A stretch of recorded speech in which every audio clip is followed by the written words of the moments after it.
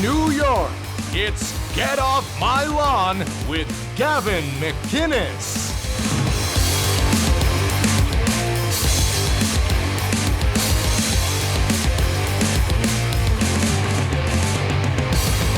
I heard you want your country back. Shut the f*** up. I heard you want your country back. You can't have that. I heard you want your country back. Shut the f*** up. I heard you want your country back. Oh shit, me too. You stole it right out of my hands and pulled the rug right under my feet. I'm Nat Turner meets Nat King Cole, a well-dressed brother with a revolution in my soul. We the people in the street, got the gammons on. What? Nat King Cole? What's the argument? You're British, by the way. So the natives to Britain are white Englishmen. That's the aboriginals of Britain.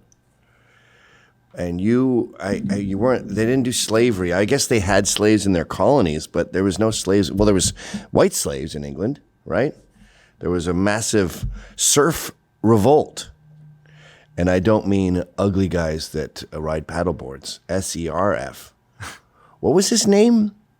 There was a guy, he had a very normal name, and he led the peasant revolt in Britain in like the 1600s. But his name was like Kevin Brown or something. Look that up. And then I want to see the lyrics. What are you saying about Nat King Cole? With a brother named Nat King Cole, we were singing fucking nice songs in America. What's the Nat King Cole? So that's 2 jobs I've already given you. Yeah. And you're such a fucking slowpoke. I'm just going to do it. I heard you want your country back. Lyrics. Okay, I'll play some songs like that. No, I don't want to hear it. I want the lyrics. Yeah, thanks. I heard you want your country. Watt Tyler? Yeah, Watt Tyler. Pretty normal name for like that, whatever it was, the 1400s. Like you could know a guy named Watt Tyler today. I heard you want your country back. Lyrics. What's Nat King Cole got to do with it?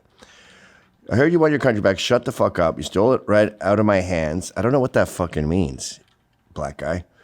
And pulled the rug right under my feet. I'm Nat Turner meets Nat King Cole. Oh, okay, I get it. So you're like a black revolutionary and a singer. A well-dressed brother with a revolution in my soul. We the people in the street got the gammons on retreat, and their blood boils over when we speak, so let it be heard. We ain't wasting a scrap when we eat, and when we come for it, then we're coming to keep. So it's a fucking dumb racist song by a black guy who hates white people. Hi, this is Anthony Cumia. Hello, I'm Gavin McInnes. And together we're Compound Censored.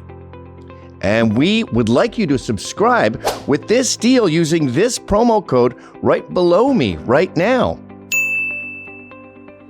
Do it, because it's very entertaining. But can you fucking imagine doing a concert in Harlem and you're saying, I was gentrifying Harlem at the time, let's say, and Harlem was becoming white, and I was like, I heard you want your borough back. Shut the fuck up. And all these black people in Harlem going, yeah, fuck us. Does that fit in your head? No, it does not. So anyway, that song has gone viral.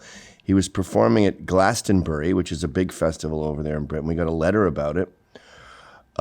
They just sang a song called I Heard You Want Your Country Back while standing in front of a big banner that says this country was built on the backs of immigrants, which is not true. Britain gained its wealth in the Industrial Revolution, where they basically invented factories. And that was a British guy, a Scottish guy, by the way, who he didn't invent the steam engine, but he invented a way to put it on its side and generate mass work. Look how white he's dressed. He looks like a little tennis Well, he's pro. a well-dressed Nat King Cole type. Bob Vylan went on to lead the crowd, or parts of it, in a chant of death, death to the IDF, Israel's army. Oh, that's appalling, to be honest. Wait, stop. That's more proof, by the way, that this whole caring about Israel is anti-whiteness. But go ahead. Are you pulling this up on your own, or is this from the notes? No, We've this is got just I'm questions pulling to it up. answer about how we saw such a spectacle on our screens. I'd also say to the Israeli embassy, get your own house in order in terms of the conduct of your own citizens and the settlers in the West Bank. The BBC said it would not be making the set available on demand, calling some of the comments made during it deeply offensive, adding that a warning was issued on screen about the very strong and discriminatory language. That's interesting. So no one cares about the Glastonbury- anti-whiteness. They only focus on the IDF thing. I think that they had previously already banned Kneecap from performing because they were afraid Kneecap was going to say something like that. Kneecap does say shit like that, but I forgive that because 'cause they're they're whites Irish. who Yeah. don't like different whites. Yeah. So and they were severely abused by England. So there's a background there with the up the Ra Irish separatists. I can see their point. This guy, he just hates white people. Yeah. Like much of the British left, they have decided to import American leftisms like this. The sentiment is not true in the U.S., blah, blah, blah, not true in Britain. However, why let that fact stand in the way of whining about racism? Take a look at their musical themes according to their Wikipedia page. Musical themes. Racism, police violence, unequal income distribution, access to healthy food, gentrification, mental health. They sing about mental health, do they? Fatherhood. Oh, really? I'm guessing that they criticize the black community for not being good dads. It's not surprising. The biggest festival for the retarded left-wing losers, these fuckers pay around £400, so like $550, for a ticket to pretend they're making a difference. They hate Britain, they hate the West, they hate white people, and Palestinian pride flags can be found all over the place, which is hilarious in and of itself. I'm pro-pride and pro-Palestine. And by the way, while they cry about the need for more migrants and open borders, it's surrounded by such an impressive security fence, it would put Trump's border wall to shame. So let's see this. Did I not include the fucking song? No, I guess not. Oh, well, look at it. Find it. It's viral. It's everywhere. There's Ezra Levant just put out one tweet, and you just see all these white hands, like, praying to him. As he says, I heard you want your country back. Shut the fuck up. I did have it in my original notes, and then I deleted it because I thought that one you just showed was a repeat. Wait, you didn't show it. Oh, yeah, the first one is the song. Yeah, but there's no visual aspect really to it. Yeah, just, where did I put it now? I heard you want your country back. It's very easy to find. It's fucking everywhere. We're not really impressing the people at home here by not being prepared. But my problem with this is not the song. I don't give a fuck about music, obviously, or what people say. But just not one person going, what the fuck did he just say? Fuck that dude. Okay, Sean, come on! I can't find that. Why are you so fucking stupid? You just go to Twitter and you type in Bob Vylan. Very easy fucking shit. BOBVYLAN. Okay? Click the link, and within 1 second, I have the fucking video right here. Why is that rocket science? I'm just seeing a lot of commentary on it. Death to the IDF! Death to the IDF! Death to the IDF! Death to the IDF! Death to the IDF! I don't really care as much that he doesn't like a foreign military force. Alright, but have you heard this one though? Death to the IDF! Death to the IDF! In vitro fertilization? I texted you the song. Okay.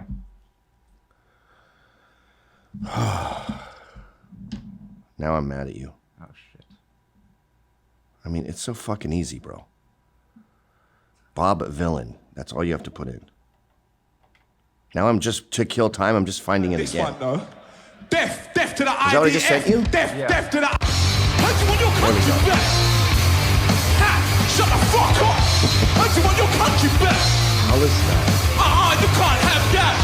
Heard you want your country back! Like they know the song. Shut the fuck up! Heard you want your country back! Shut the fuck Shit, up. me too! Heard you want your country back! Shut the fuck up! Heard you want your country back! You can't have that! The only place I know stolen right under my nose by ignorant scum, trying to lay claim to a land that ain't theirs anyway. Wait, what did you say? How'd you want your country back?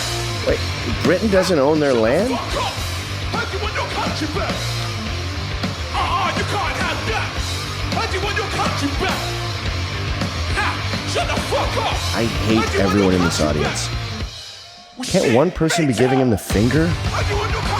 Let's lift him up like he's the Messiah. He's the anti-white Messiah. And if you blame Jews for this pathos, you're lazy and stupid. This is a white problem. We have a microchip in our brains, and we've had it since way before World War II, where we are wrong and everyone else is right, and we're sorry. I don't get it. Go up to a Mexican and say, you're speaking Spanish. That's a European language. You're a conquistador who murdered the Aztecs. And he'll go, what?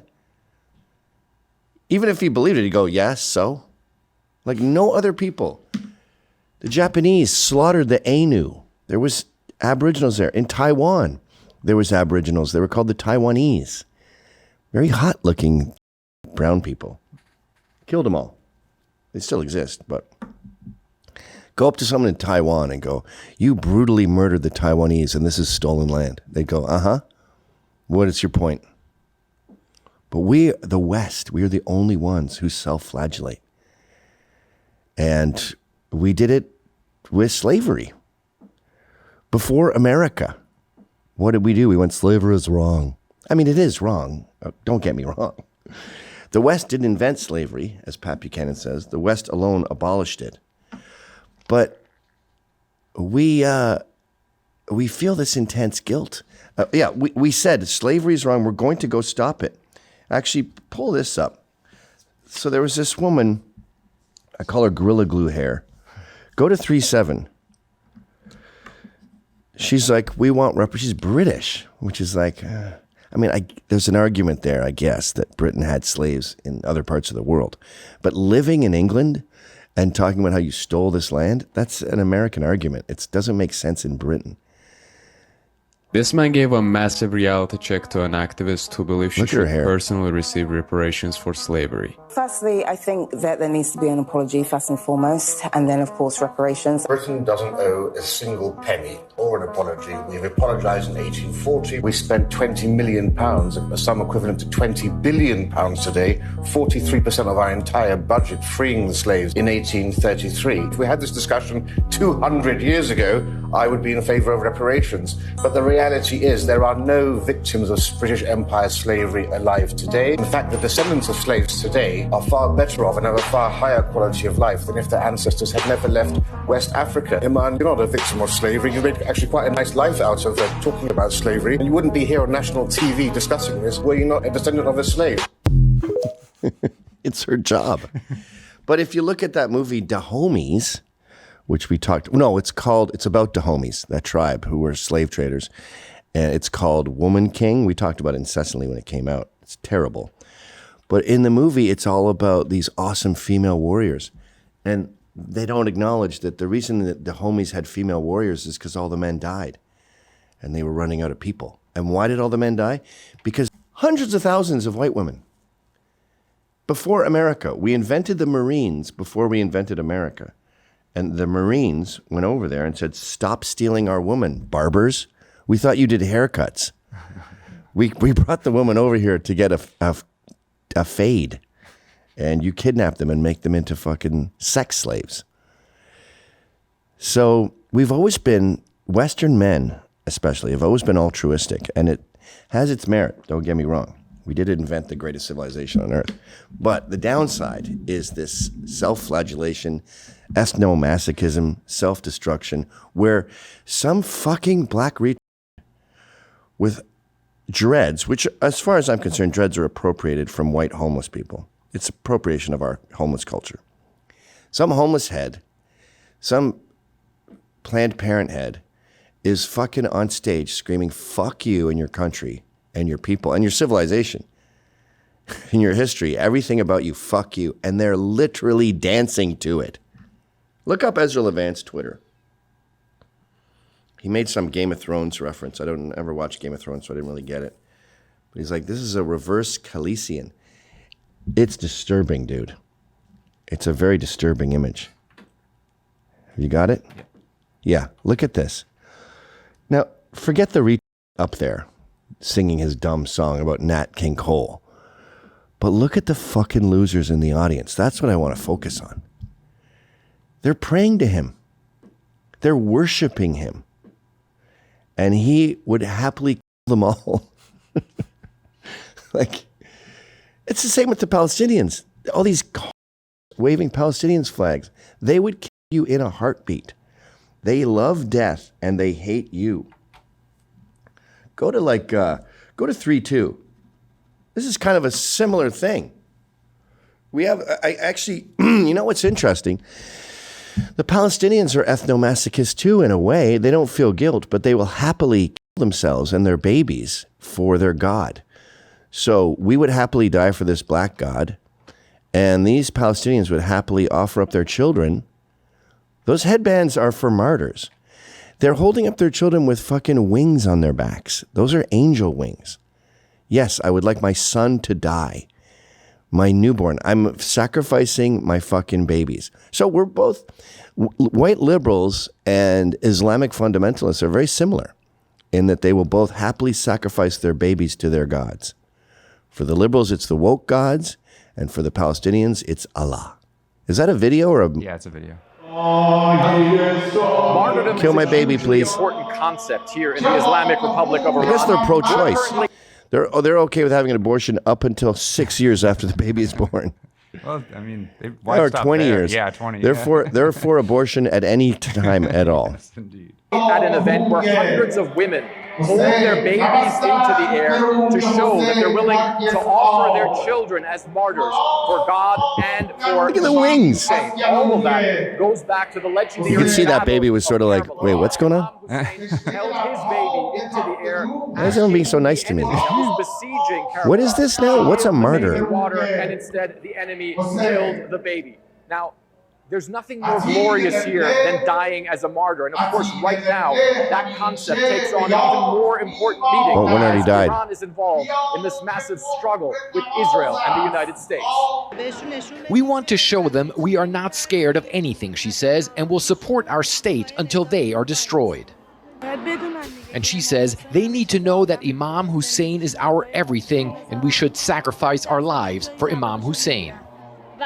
This is a symbol saluting Imam Hussein, she says, who's the leader of all the oppressed who stand against oppressors and don't submit. And just to show how big this is in Iran right now, the crowd here was chanting "Death to America, Death to Israel," and there was even a Dude, that audience that was singing in Glastonbury was chanting "Death to England, Death to Britain." It's the same fucking thing. Songs as videos were shown of Iran's missile program in action, and of course also when the Trump administration carried out those strikes against Iranian nuclear installations. See, this is why I hate Palestine and I don't hate Iran. Iran, the people, they don't like the regime. In Palestine, they love the regime. Hamas were democratically elected. The Islamic regime of Iran stole their position. A lot of Iranians support Israel, by the way. But right these now, fuckers, they want Israel to die. They want war, and they want their children to die. It would be an honor. That's why they don't leave the buildings when they get bombed. Yasser Arafat in Camp David, Bill Clinton, came up with a deal for a two-party state, that a two-state solution, that the Jews were like, wait a minute, that's a little too generous. You know what Yasser Arafat said? I can't sign this. I'll be killed. Because my job is to not have a solution. This is their role. Which, okay, you're Rottweilers in the Middle East. But we have the same disease with our people, where they chant and pray to a random whose only agenda is fuck white people. So, if you enjoyed that clip, then subscribe to Compound Censored using this promo code.